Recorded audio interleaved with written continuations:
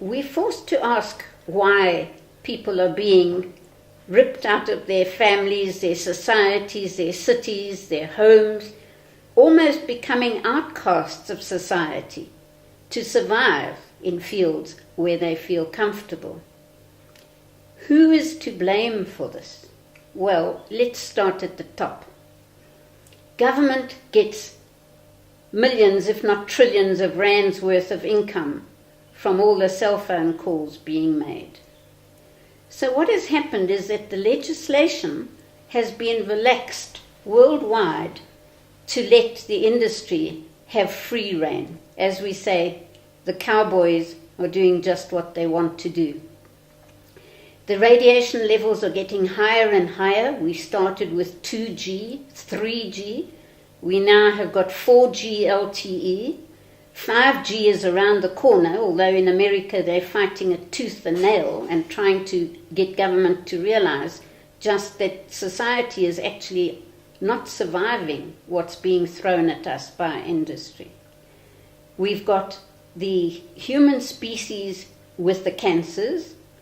We've got the animal species now dying out at a huge rate of knots.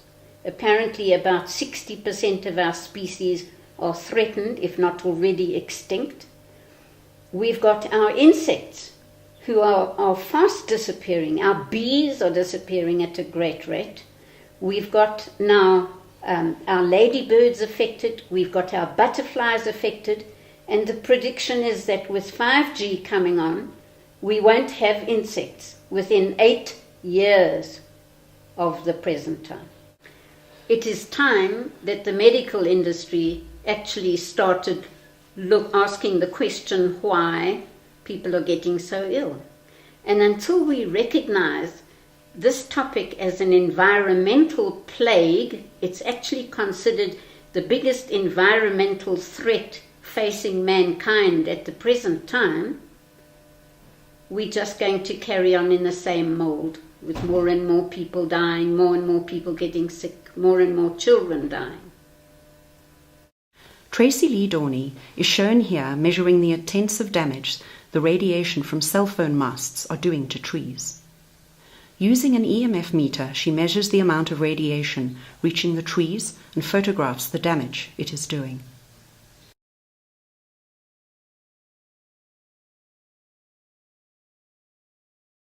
Whenever Tracy works in close proximity to the cell phone masts, she covers herself with a material that provides some relief from the powerful radiation. Unfortunately, this does not work on everybody, and the relief is only temporary. When we see the damage the cell phone masts do to trees, it makes us wonder what it does to our bodies. Tracy's life has undergone a complete transformation as a result of this type of radiation. Our story began with a cell tower that was erected next to our home. A very special home for us that we'd spent 5 years building. And out of the blue, up came the cell tower, and our lives changed forever following that. Myself and my son became extremely ill. We suffered from headaches, nausea, were covered in rashes. Our pets were itching and scratching. Everybody was exceptionally irritable, and we eventually had to actually leave our home and desert it because of the cell tower. We spent 18 months out of our home fighting and battling to get it down, and the tower at that time was owned by Vodacom, one of their subsidiaries, iBurst, and eventually a new owner took over that company, and we eventually came to an agreement, in and out, lawyers battling back and forth, and we got the tower down. We moved back into the house, wonderful, at long last that we could enjoy our home again, although we were still suffering the side effects, obviously, from the radiation, but it had settled down now that we moved away. Our rashes took about 6 weeks to go after we left the house, and our pets became well again, except for our poor rabbit that died of a salivary tumor, which was very rare and unheard of, following an autopsy on the rabbit, and the specialist said that they've actually had never seen a rabbit with that before. So we had also other incidents. When that tower was put up, we'd had our bees. I had 2,000 lavender bushes. The bees all swarmed the day they switched it on, and they all disappeared. We had plants in the house that died. We noticed changes in the trees. At any rate, after 18 months, we came back, thought that was the end of it, and then Vodacom again, without our knowledge, without our consent as an immediate neighbour, reapplied again and put up the tower in spite of approximately 1,300 people objecting, put the tower up again, about 150 metres, if that, away from the last spot. So once again our world was shattered, and I started having side effects again. I was having to sleep down in the cellar, and both my son and I were suffering a lot of pain. So ultimately, we had to leave our home once again, and we've left it for good now, unfortunately, and moved into a rental house because, it's, first of all, it becomes impossible financially. It's not viable to keep buying a new house all the time. So we lost approximately 30% to 50% on our house, the value of our home and our land, and then we moved into a home which I'd had pre-measured, looked at the area, and it was one of the lowest EMF areas that I could find in Johannesburg because my son's still finishing school and we don't want to disrupt him again and move him out of his school, out of Johannesburg, as he only has a few more months left.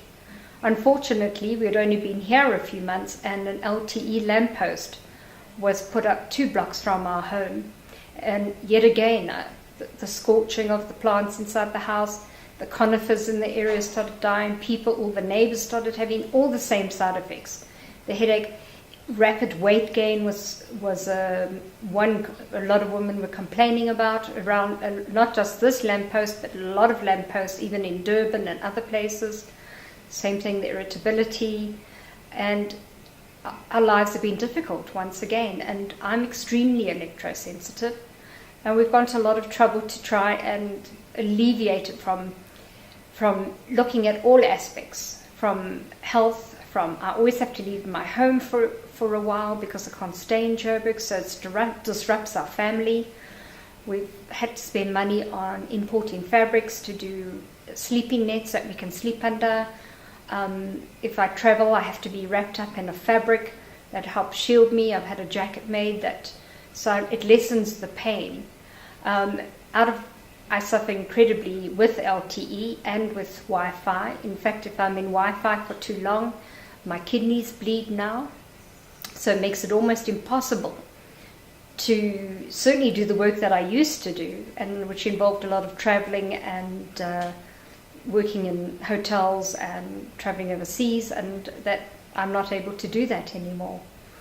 And there are times that I do just have to get in my car and drive out of Joburg and try and alleviate some of the pain and then come back again. And then on top of that, after struggling all these years to try and make a change, educate people, Vodacom and all the service providers, all of them know what's happening to people around their towers. They have letters, they've received them, they've had legal letters, but they're $1 trillion industry. So it's a very difficult industry to fight, and our government's in their pockets. So educating government, it almost falls on deaf ears, and supplying them all the research. As their medical officer said, he's not a scientist or a doctor, so he actually doesn't understand what he's reading. And that's the head of radiation looking after our health in South Africa. To crown it all, of course, another challenge has risen, and I do believe that the increase in EMF that we're seeing is increasing cancers. And we're seeing it in young babies and toddlers, and we've never seen it in the years gone by. And I understand from the statistics that cancers have doubled since 2009, and that makes sense.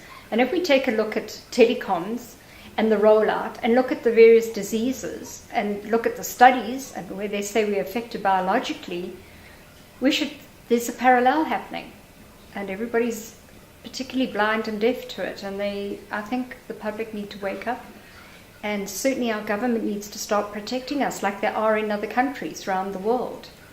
But I've recently been diagnosed with cancer now, and we've just never had breast cancer in our family, anywhere on either side. I've always led a very healthy life, and the only thing that's changed my life is this exposure to electromagnetic radiation, which has affected my thyroid, kidneys, liver, and now obviously I have a tumor, and I honestly do believe there's a very strong connection between that and the exposure that I've had, and especially since the LTE has been rolled out and a lamppost has been put near our home. So yes, it's been a very difficult road, and I certainly hope that the South African medical profession, many of them are waking up and trying to make changes, some excellent doctors and scientists. I started a non-profit foundation with a legal team and with some doctors to actually create an awareness and let communities and people know what they're doing to themselves and start standing up to this industry, which has absolutely no scruples when it comes to choosing their sites or where they put them. There's other countries that don't allow cell towers to be put up at schools, yet our industry, our telecoms industry here, targets the schools. And what are we doing by exposing our young children and young adults to this type of radiation? It's a lifetime of accumulation and of effects. And we need to wake up before it's too late. This video doesn't permit us to go into more detail. However, there is heaps of information on the web. Just go in under dangers, cell phones, dangers, masts, dangers, electricity, and read perhaps from the middle of the first page downwards and into the second and the third and the fourth pages. Often the first two will come in with the industry story, which they want you to believe. Most of us read only the first two leads, but go further into this. My email address is vickyben, VICKYBEN, @mweb.co.za, and I would welcome anybody who feels that they are being affected to contact us, because we have a database of people who are now injured or electromagnetically sensitive. By showing you some examples of people sensitive to radiation, we have practically shown you the tip of the iceberg, because there is so much more to it. We who cannot feel it consider ourselves lucky that it does not affect us. The truth, however, is that all our bodies are constantly exposed to the silent, invisible killer. More and more people are dying without realizing what caused their illness, while we happily ignore the impending danger. In this video, we have tried to create a stronger awareness of our vulnerability to the radiation that surrounds us all. I hope we have succeeded.